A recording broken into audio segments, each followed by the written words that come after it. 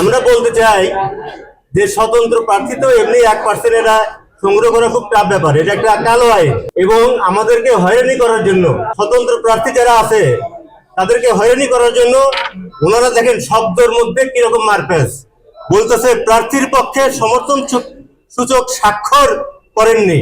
তার মানে কি ওনারা মাস্টার নিয়ে গেছে, ওইখানে যে হেভিওয়েট প্রার্থী তাকে নিয়ে তার লোকজন নিয়ে আমার ভোটারের কাছে যে বলতেছে তুমি কি স্বাক্ষর করছো, এটা কি হইলো? তখন তারা বলবে যে আমি স্বাক্ষর করছি, তোমরা কি সমর্থন এরকম সমর্থন করছো, সেটা বোঝা নাই সমর্থন কি। এখানে আমি স্বতন্ত্র প্রার্থী এবং আমার ওই শুধু ওই মানে 1% একটা ত্রুটি দেখায় বাতিল করছিল, এখন সেটা বৈধ করে দিয়েছে। তো আমরা আপিল বিভাগকে ধন্যবাদ জানাচ্ছি, আপনাদেরকে ধন্যবাদ জানাচ্ছি। আসসালামু আলাইকুম, ইয়াকা নাবুদু ইয়াকা নাস্তাইন। তো আজকে আমরা এখানে অ্যাপিলে আসছিলাম, আজকে আমাদের শুনানি ছিল, আমাদের মঞ্জুর করে দিয়েছে, তাই তো?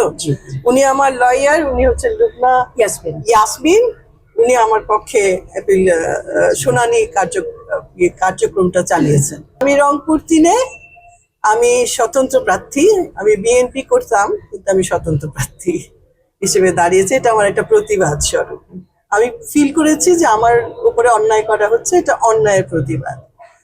একে আলমগীর, কিশোরগঞ্জ 3 আসন, করিমগঞ্জ 13 আসন থেকে আমার মনোনয়ন বৈধ হয়েছে।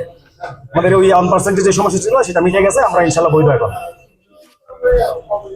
মিথ্যা প্রমাণিত হয়েছে 1% যে 3-4 জনের গরমিল বলা হয়েছিল, গরমিল আমরা হাজির করছি, আমরা সমাধান করে দিছি। আর ছিল গ্যারান্টর ছিলাম, একটা ঋণের গ্যারান্টর ছিলাম, ওই ঋণের গ্যারান্টরটাও হয়েছে, পেমেন্ট করা হয়েছে, যার ফলে ঋণ খেলাপি থেকে মুক্তি দেওয়া হয়েছে, যার ফলে আমাদের মনোনয়ন বৈধ হয়েছে। ইনশাল্লাহ আমরা নির্বাচনে আছি।